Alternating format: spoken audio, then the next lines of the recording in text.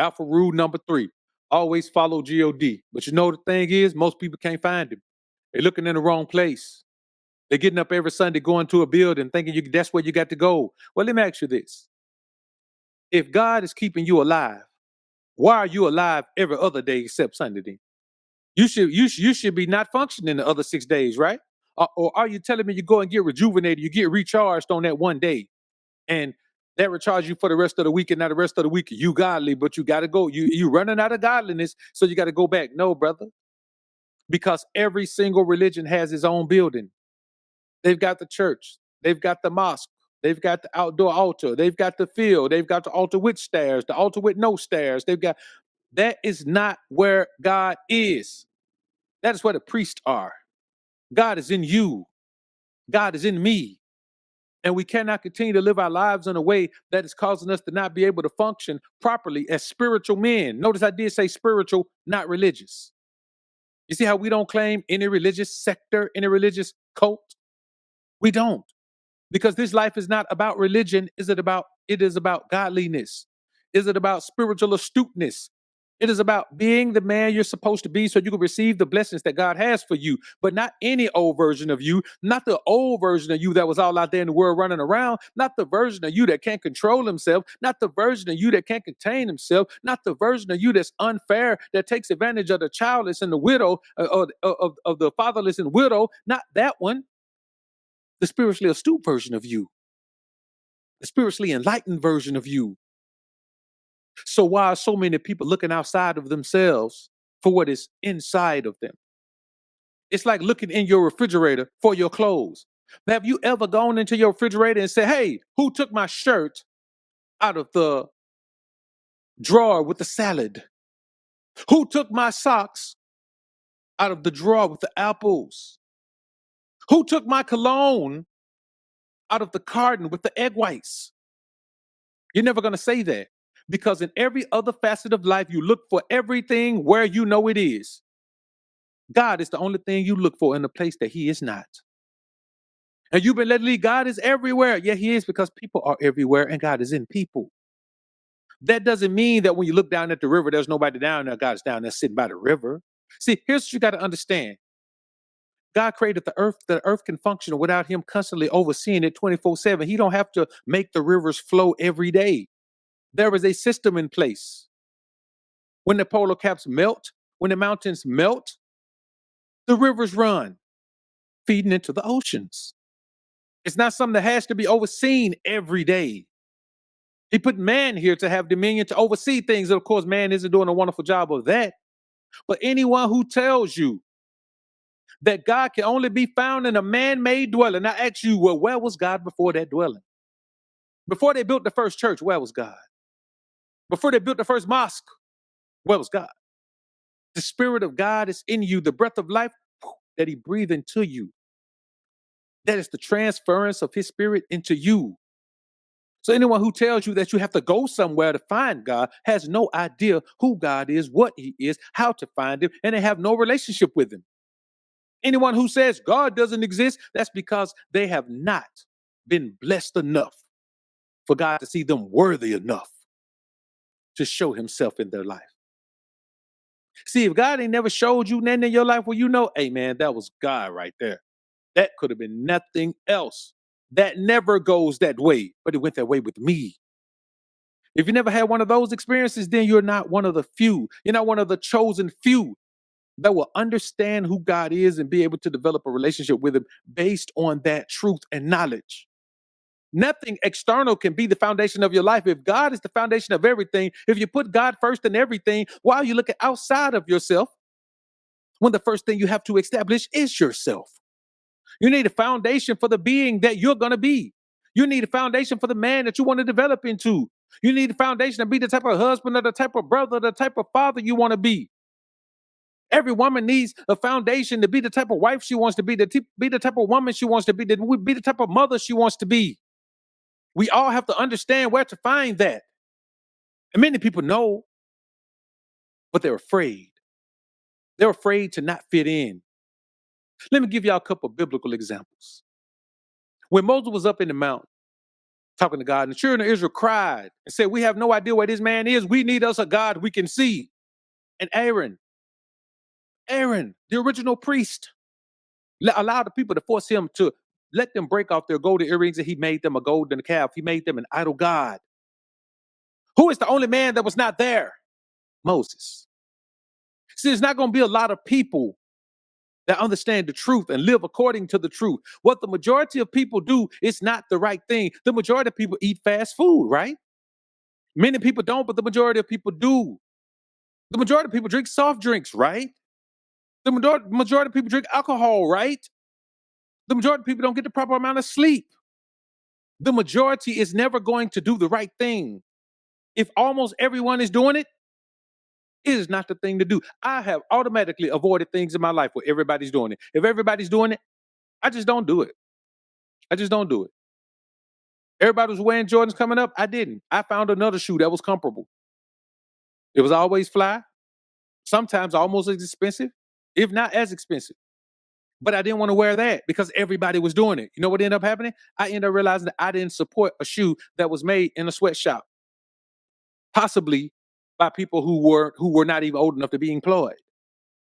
The benefits of doing your own thing, if everybody else is doing it, it is not an individual thing, and we're all individuals. So if everybody says, I'm going to go here on Sunday because that's where God is, guess what I'm going to do? I'm going to be at working on Sunday because I just rested on Saturday. You know, that day that everyone else said, I got things to do. The majority of people don't honor the Sabbath day. The majority of people don't understand that time alone is the time where you bond with God the most. The objective is to be on the path that God has for you, because that is the only place your blessings lie. If you're not going to be on the path God has for you, you're not going to run into the blessings. Blessings don't fall out of the sky. Blessings are on the path that you need to be on. That's why they don't all come at once, because you got to make it to your blessings. You have to strive and grow and build and grind to your blessings. That is what you have to do. That is what I have to do. We all have to do that. That's why so many people are stressed out about life. That's why so many people are wondering why this won't go right, why that won't go right, because you're not on the path that God wants you to be on, because you won't follow the foundation of God as the bottom place for you to start in your life. And I don't mean bottom in a bad way. I mean the foundation of the house that you are building your life to be. God needs to be the foundation of that. And you can't find God because you're not looking where he is. He's sitting right there inside of you, man. The Spirit of God is inside of you saying, follow me. And you're saying, hey, man, where's God? Go over there. Now, not only are you going over there looking for God, you taking God with you. Every time you go somewhere looking for God, you taking God with you to look for God. You know how crazy that sounds? You are taking God with you to look for God. I'm going to go over there and see if God over there. Well, God is in you. So every time you move, he moves. How you going to go find God where he ain't at and take him with you? When he's sitting there telling you, I'm here.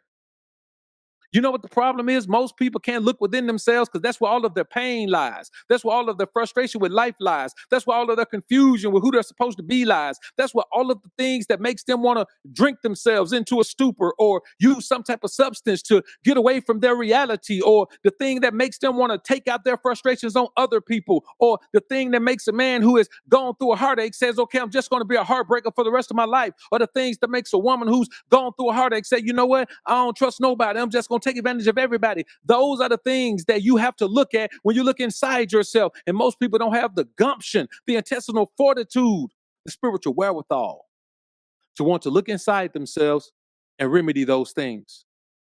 They don't have what it takes. And so they will rather waste their lives looking for an external thing that has been internal the entire time. And that is the thing I don't want you to do. I don't want you to waste your life looking for something that's already right there with you. Have you ever, and I've done this before, I'm not even lying to you, I ain't gonna hold you, I'm gonna be honest with you. I've done this before. I've been looking for my glasses, going around looking for them, and they were on my face the entire time. And I just happened to walk by a mirror and look up and ask myself, who put those on my face? I've been looking for those. But you have to understand that that is the equivalent of looking for God outside of yourself. It doesn't make sense to do that. Does it make sense? Have you ever been sitting in your car and you got one, you ain't got no pipes on the way, whoa, whoa, whoa, whoa, whoa, but you're sitting in your car is quiet. Have you ever tried to start your car and your car was already started? Of course you have. If you've been driving long enough, you have. But look how simple that is. But look how for a short period of time you felt like you didn't have good sense. Imagine going through your life doing that every time you got in your car. Imagine every time you had your car keys in your hand, you running around looking for them and they right there in your hand. Imagine looking for your wallet when it's in your pocket and your pocket is the only place you don't check.